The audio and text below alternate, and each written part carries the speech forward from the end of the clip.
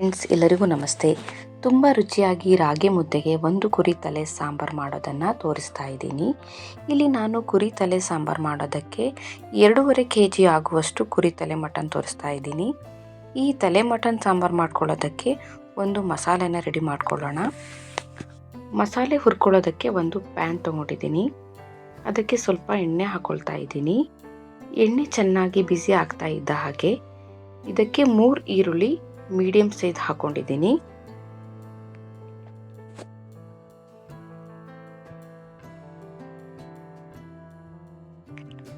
ಸ್ವಲ್ಪ ಬೆಳ್ಳುಳ್ಳಿ ಹಾಕ್ತಾ ಇದ್ದೀನಿ.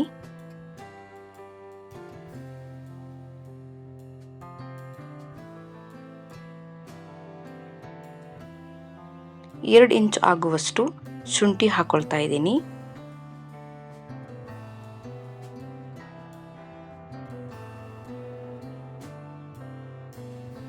ಇವನ್ನೆಲ್ಲ ಚೆನ್ನಾಗಿ ಫ್ರೈ ಮಾಡಿಕೊಂಡು ಆಮೇಲೆ ಉಳಿದ ಪದಾರ್ಥ ಸೇರಿಸ್ಕೊಳ್ಳೋಣ.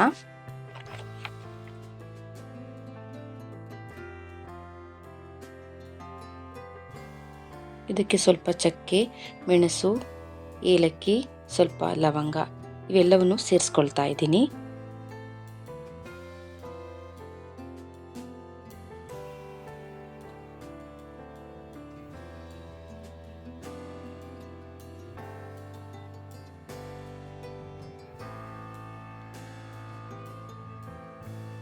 ನಂತರ ಗ್ಯಾಸ್ ಆಫ್ ಮಾಡಿಕೊಂಡು 4 ರಿಂದ 5 ಸ್ಪೂನ್ ಆಗುವಷ್ಟು ಖಾರದ ಪುಡಿ, 3 ರಿಂದ 4 ಸ್ಪೂನ್ ಆಗುವಷ್ಟು ಧನಿಯಾ ಪೌಡರ್ ಸೇರಿಸ್ಕೊಳ್ತಾ ಇದ್ದೀನಿ. ಇದಕ್ಕೆ ಸ್ವಲ್ಪ ಕೊತ್ತಂಬರಿ ಸೊಪ್ಪು ಹಾಕೊಳ್ತಾ ಇದ್ದೀನಿ.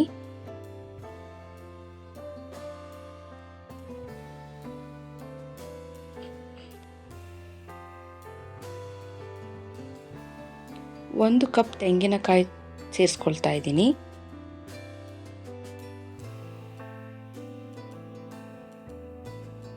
ಇದನ್ನು ಚೆನ್ನಾಗಿ ಮಿಕ್ಸ್ ಮಾಡ್ಕೊಳ್ತಾ ಇದ್ದೀನಿ. ಇದೆಲ್ಲ ತಣ್ಣಗಾದ ನಂತರ ಒಂದು ಮಿಕ್ಸಿ ಜಾರ್ ತಗೊಂಡು ಎಲ್ಲವನ್ನು ರುಬ್ಬಿಟ್ಕೊಳ್ಳೋಣ.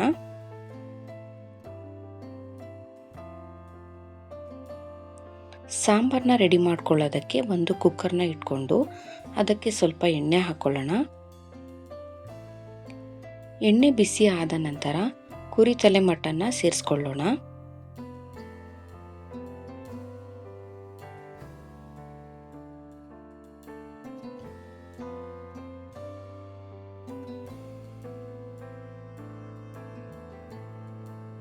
ತಲೆ ಮಟನ್ನ ಎಣ್ಣೆಯಲ್ಲಿ ಚೆನ್ನಾಗಿ ಫ್ರೈ ಮಾಡ್ಕೊಳ್ಳೋಣ.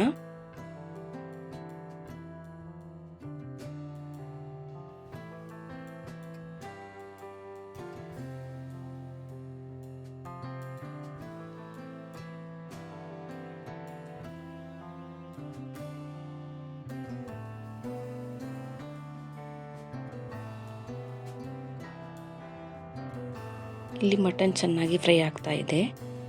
ಆದಷ್ಟು ಕಲ್ಲುಪ್ಪನ್ನೇ ಹಾಕಬೇಕು. ಇವಾಗ ನಾನು ಸ್ವಲ್ಪ ಕಲ್ಲುಪ್ಪನ್ನೇ ಹಾಕಿ ಚೆನ್ನಾಗಿ ಮಿಕ್ಸ್ ಮಾಡ್ಕೊಳ್ತಾ ಇದ್ದೀನಿ.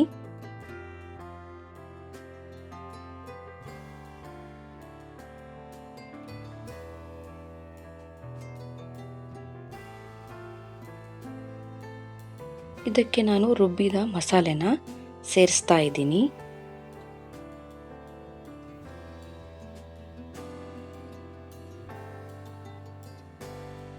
ಇಲ್ಲಿ ನಾನು ಎಲ್ಲ ಮಸಾಲೆಯನ್ನು ಸೇರಿಸ್ಕೊಂಡು ಸ್ವಲ್ಪ ಎಕ್ಸ್ಟ್ರಾ ನೀರನ್ನು ಸೇರಿಸ್ಕೊಳ್ತಾ ಇದ್ದೀನಿ.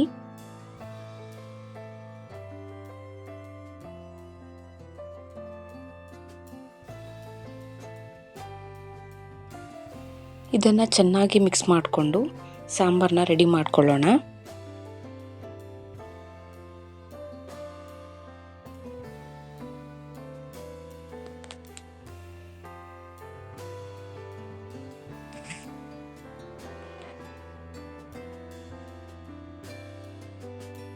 ಸಾಂಬಾರನ್ನ ನಾನು ಈ ರೀತಿ ರೆಡಿ ಮಾಡ್ಕೊಳ್ತಾ ಇದ್ದೀನಿ. ತುಂಬ ಗಟ್ಟಿಯಾಗೂ ಇಲ್ಲ, ತುಂಬ ತೆಳುವಾಗೂ ಇಲ್ಲ.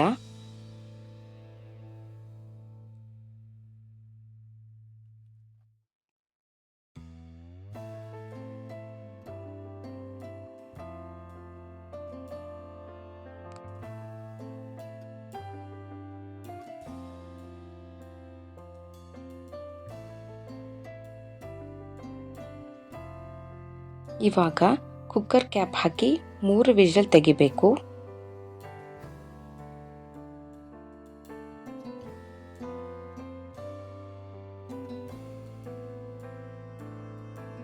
ಇವಾಗ 3 ವಿಷಲ್ ಆದಮೇಲೆ ಕ್ಯಾಪ್ ಓಪನ್ ಮಾಡಿ ತೋರಿಸ್ತಾ ಇದ್ದೀನಿ.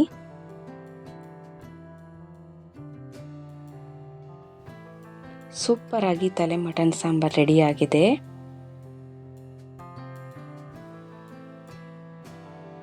ನೋಡ್ತಾ ಇರ್ಬೋದು.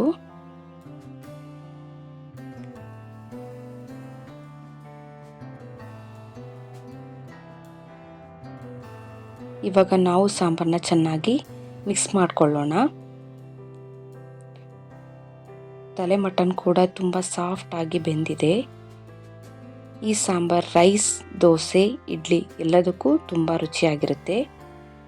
ರೆಡಿಯಾಗಿರುವ ತಲೆ ಮಟನ್ ಸಾಂಬಾರನ್ನ ನಾನು ಮುದ್ದೆ ಜೊತೆಗೆ ಸರ್ವ್ ಮಾಡಿ ತೋರಿಸ್ತಾ ಇದ್ದೀನಿ.